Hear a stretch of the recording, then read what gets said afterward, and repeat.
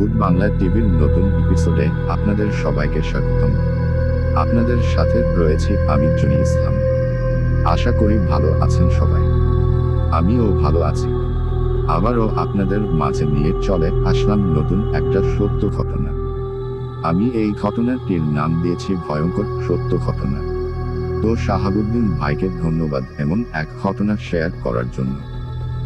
আপনারা চাইলেও আমাদেরকে ঘটনা শেয়ার করতে পারেন আমাদের ইমেল অ্যাড্রেসে। আমাদের ইমেল হচ্ছে goodbanglatv@gmail.com এ পাঠাতে পারেন।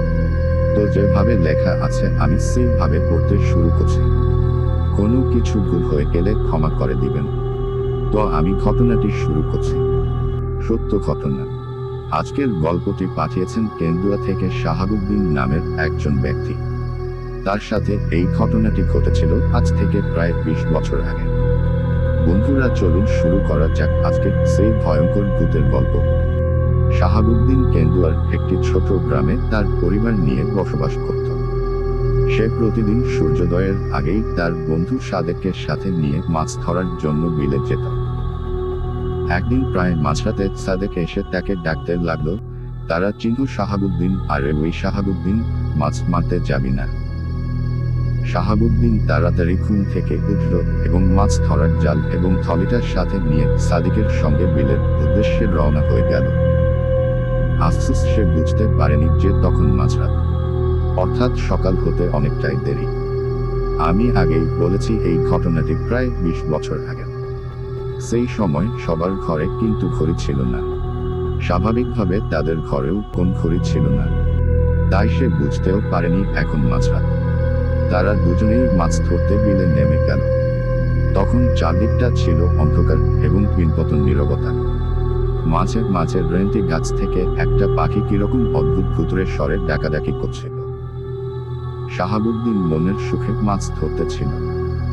অদ্ভুত ব্যাপার হলো সে যতই গভীর যাচ্ছিল ততই মাছ উঠছিল এবং ওই দিন যে পরিমাণ মাছ জালে ধরা পড়েছিল এ জীবনে আর কোনোদিন ধরতে পারেনি। আরো গভীরে যেতে লাগলো। এক সময় তিনি তার থলের ভিতরে হাত দিলেন এবং অনুভব করলেন তার জন্য সে একদমই প্রস্তুত ছিলেন না। তিনি লক্ষ্য করলেন যে মাছ থলের ভেতরে রেখেছিলেন তার একটাও সেখানে নাই এবং থলেটা শূন্য দেখতে পেলেন। অদ্ভুত ব্যাপার হলো তিনি আশেপাশে কোথাও তার বন্ধু সাদেককে দেখতে পেলেন না। এরকম একটা সিচুয়েশনে পড়ে তিনি অনেকটা দ্বিধার দ্বন্দ্বে পড়ে গেলেন। কিন্তু হঠাৎ এমন একটি দৃশ্য দেখতে পেলেন তিনি যা দেখে তার চোখ কপালে উঠে গেল। তিনি দেখলেন সাদেক ডঙ্গায় বসে 2 হাতের মুঠো করে মুখে মুখে মাছ পড়ছে এবং চপচপ করে মাছ কিনছে। এইরকম একটা দৃশ্য দেখে তার আর কিছুই বোঝার বাকি রইল না। কিন্তু তিনি সেটা বুঝতে দেননি যে সব বুঝে গিয়েছেন, তাই তিনি কৌশলে আস্তে আস্তে উপরে উঠে আসতে লাগবে এবং ডাঙ্গার কাছে এসে সেখানে থেকে দৌড়ে পালানোর চেষ্টা করলেন। কিন্তু অবাক করার ব্যাপার হলো তিনি এক পাও এগোতে পারলেন না। সেখানেই আটকা পড়ে গেলেন। তিনি এতটাই ভয় পেয়ে গেলেন যে আমার শরীর প্রচণ্ড শীতেও তার সমস্ত শরীর ঘেমে বেজে গিয়েছিল, তার গলা শুকিয়ে যাচ্ছিল এবং দেহ থরথর করে কাঁপছিল। এমন সময় তিনি কি করবেন তা বুঝে উঠতে পারছিলেন না। এমন সময় সেই ভূতটা একটা ভয়ঙ্কর এবং বিদ্যুটে অট্টহাসি দিল আর তার আসল রূপে ফিরে আসল। এই ভূত দেখতে কতটা ভয়ঙ্কর ছিল তা বলে বোঝানো যাবে না। তার চোখ দুটি থেকে আগুন জ্বলছিল এবং তার শরীরটা আগের থেকে 2 গুণ আকৃতির হয়ে গেল। এরকম একটা ভয়ানক ভূতকে দেখে শাহাবুদ্দিনের সেন্সলেস হয়ে গেল এবং সেখানেই পড়ে গেল। এদিকে আসল সাদেক শাহাবুদ্দিনের বাড়ি গিয়ে তাকে ডাকতে থাকল। শাহাবুদ্দিনের বউ অবাক হয়ে প্রশ্ন করল, আপনি তো অনেকক্ষণ আগে উনাকে সাথে করে নিয়ে গেলেন মাছ ধরতে, এখন আবার এসব কি বলছেন? আর উনাকে কোথায় রেখে এসেছেন? এ কথা শুনে সাদেক অনেকটা অবাক হয়ে গেল এবং সে বুঝতে পারল তার বন্ধু শাহাবুদ্দিনের সাথে কিছু একটা হয়েছে। সে তাড়াতাড়ি গ্রামের সবাইকে নিয়ে বিলের দিকে রওনা দিল। তারা সেখানে পৌঁছে যা দেখল তা একদম মেনে নেয়ার মতো না। তারা লক্ষ্য করলেন শাহাবুদ্দিনের গলাটা কালো বর্ণ হয়ে আছে এবং সে সেন্সলেস হয়ে মাটিতে পড়ে আছে। তাকে দেখেই বোঝা যাচ্ছে যে তাকে কেউ গলা টিপে হত্যা করতে চেয়েছিল। তাছাড়া তার পুরোটা শরীর বড় বড় নখের আঁচড়ে ক্ষত বিক্ষত হয়েছিল। গ্রামের সবাই সময় মতো এসেছিল বলে তাকে জীবিত পাওয়া গেল। আচ্ছা, যদি তারা একটু দেরি করে আসতো, জীবিত পাওয়া যেত কি? নাকি তার জীবনটা ভয়ঙ্কর একটা ভূতের কাছে প্রাণ দিতে হতো? আশা করি এই দ্বিতীয় ঘটনাটিও আপনাদের ভালো লাগবে। তো আমি ঘটনাটি শুরু করছি। 1 নম্বর পর্ব। সোহেব তার নতুন চাকরিতে জয়েন করল। জায়গাটি অনেক দূরে এবং প্রত্যন্ত গ্রামে, উত্তরবঙ্গের দিকে পড়েছে। অনেক পরিশ্রম করে তবেই সে চাকরিটা পেয়েছে। তা না হলে এখন সেই অবস্থার চাকরি পাওয়া যেন অমাবস্যার চাঁদ হয়ে যাচ্ছে। যাই হোক, সোহেব তার সকল জিনিসপত্র নিয়ে চলে আসলো তার নতুন বাসায়। তার বাসা থেকে অফিসের দূরত্ব বেশি না, আসা যাওয়ায় 30 মিনিট লাগে। এই গ্রামেই ঘরে উঠেছে ফ্যাক্টরিটি, তাই গ্রামের কাছেই নিল সে বাসা। তার পরিবার বলতে বাবা, মা আর ছোট বোন আছে, তাদেরকে নিয়ে আসেন। বলে আসছে যে আগে গিয়ে কিছুদিন থাকার পর তাদেরকে নিয়ে আসবে। সে যেই বাসাটায় উঠল সে অস্ত্রেই খুব পুরনো আমলের বাড়ির মতন। মানুষের কাছে শুনেছে যে ব্রিটিশ আমলে নাকি সাহেবদের থাকার জন্য এই বাড়ি বানানো হয়েছে। এত বাড়িতে এখন কেউ থাকে না। একটা কোম্পানি বাড়িটা অনেকদিন আগে কিনে নেয়, কিন্তু কিছুই করতে পারছে না, বিক্রি করতেও পারছে না। এত কিছু নিয়ে সোহেবের ভাবার কিছু নেই।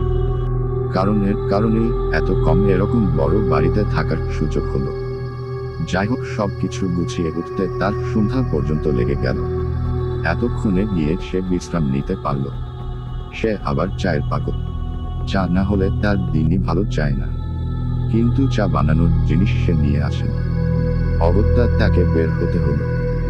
বাড়ি থেকে অফিসের দূরত্ব কম হলেই বাড়ি থেকে কিন্তু বাজারের দূরত্ব অনেক। প্রায় ঘন্টাখানেক লাগে বাজারে যেতে। বাজারের গিয়ে প্রয়োজনীয় জিনিস কিনে ফেরার পথে গ্রামের একটা লোকের কথা সে শুনতে পেল। তারা জটলা পাকিয়ে একটা বিষয় নিয়ে খুব আলোচনা করছে। সেসব ব্যাপারে সোহেবের তেমন ইন্টারেস্ট না থাকলেও একটা কথা শুনে সে থেমে গেল। একটা লোককে বলতে শুনল, ওই পিশাচের বাড়িতে একজন নাকি উঠছে, তার জীবন তো শেষ। সোহেব কথাটা শুনে ভিড়ের মধ্যে গিয়ে ওই লোকটিকে জিজ্ঞেস করলো কেন সে এমন বলছে। কিন্তু সোহেব যাওয়ার পরই তারা কেমন চুপ করে গেল, যে যার মতো চলে যেতে লাগলো। শেষমেশ কিছু না জেনেই সে বাসায় আসলো। চিন্তা করলো এসব গ্রামের মানুষ নিশ্চয়ই মিথ্যে বলছে। সোহেবের ঘুমটা কেন জানি ভেঙে গেল। সে মনে করতে পারছে না। কিছু একটা শব্দের জন্য মনে হয় কারো হাঁটার শব্দ। মনে হচ্ছে বুট জুতা পরে হাঁটছে। এত রাতে বাড়িতে কিছু ঢুকলো নাকি? বাড়িতে কিছুই নেই নেয়ার মতো। সোহেব নিচে নামলো দেখার জন্য, কিন্তু নিচে গিয়ে কিছুই দেখতে পেল না। মনের ভুল ভেবে ঘুমিয়ে পড়ল। কাল সকালে উঠে অফিসের পথে রওনা হলো। প্রথম দিন অফিসে ভালোই কাটল। সবার সাথে পরিচয় হলো, অনেক ব্যাপারে কথা হলো। কিন্তু যখনই তার বর্তমান বাসার কথা উঠে সবাই কেমন জানি এড়িয়ে যায়। সোহেবের সাথে কজনের খুব ভালো খাতির হয়। সে বলে তাকে অন্য কোথাও বাসা ভাড়া নেয়ার জন্য। কিন্তু পুরো কথাটা সে শুনতে পায়নি, তার আগেই লোকটিকে অফিসের বস ডেকে নিয়ে যায়। অনেকে কৌতূহল হতে লাগলো তার মনে, কি আছে সেই বাড়িটার রহস্য? সবাই এমন এড়িয়ে চলে কেন? চলবে, ভালো লাগলেই শেষ পর্বটি খুব তাড়াতাড়ি দিয়ে দিব। কমেন্টে জানান। আশা করি তৃতীয় ঘটনাটিও আপনাদের ভালো লাগবে। এবার আমারটা শুনুন, একদম সত্য ঘটনা। Dash dash dash. একবার আমি আমার নানুর বাড়িতে বেড়াতে যাই, সেখানকার ঘটনা। ঘটনাটি আমি আমার মুখে বলি। আমার নানুদের গ্রামটি ছিল আকারে অনেক বড় এবং গ্রামের পাশ দিয়ে চলে গেছে আমাদের সবারই পরিচিত কপোতক নদী। তো গ্রামের এক পাশে মুসলিম ও অন্য পাশে হিন্দুদের বসবাস। তো একদিন এক হিন্দু মহিলা মারা যান। তো সেই সময় তাদের রীতি আছিল মৃত লাশের সাথে স্বর্ণ ইত্যাদি দিত। যাই হোক, লাশটি কবর দেওয়া হয় সেই কপোতাক্ষ নদীর পাশে এবং তার পাশে ছিল একটা বিরাট তেঁতুল গাছ। তবে মজার কাহিনী হলো এখানে, কি কিছু লোক চিন্তা করলো লাশ থেকে তারা তার গায়ের গহনা চুরি করবে। যেই কথা সেই কাজ। তারা লোক ছিল 4 জন। তারা সিদ্ধান্ত নিল লাশ থেকে স্বর্ণ চুরি করার আগে কোন বড় কবিরাজের কাছে যাবে এবং কবিরাজের ভাষ্য অনুযায়ী তারা কাজ করবে। কবিরাজের কথা ছিল কবরের নামবার সময় পিছনে তাকানো যাবে না এবং কবর থেকে উঠবার সময় পিছনে না তাকায়। কবিরাজের কথায় কোন এক রাতে তারা 4 জন একসাথে সেখানে যায়। যাবার পরে দেখতে পাই কবরের পাশে তেঁতুল গাছের ওপর চাঁদের আলোর মতো আলো পড়ে আছে। তারা কোন হয় না করে 2 জন কবর থেকে মাটি খুঁড়তে লাগলো। এক পর্যায়ে তারা লাশ দেখতে পাই এবং লাশ থেকে তারা স্বর্ণ নিয়ে যখন ওপারে উঠবে তখন তাদের মধ্যে একজন লাশের দিকে তাকায়, আর তখনই লাশটি নড়ে ওঠে। তখন তারা সবাই একসাথে লাশটির দিকে তাকায়। তারা দেখতে পায় লাশটি ওপারে উঠছে। যেমন আমরা ঘুম থেকে উঠার সময় এই অবস্থা দেখে সবাই দৌড় দেয়। কিন্তু 2 জন মারা যান যারা কবরের নাম ছিল। একজন কবরের পাশে মারা যান ও অন্যজন কিছু দূরে যেতেই মারা যান। নেক্সট নাম্বার পাঠের জন্য অপেক্ষা করেন, খুব তাড়াতাড়ি নিয়ে চলে আসবো। আর ভিডিওগুলো ভালো লাগলেই অবশ্যই চ্যানেলটিকে লাইক আর সাবস্ক্রাইব করবেন। ধন্যবাদ।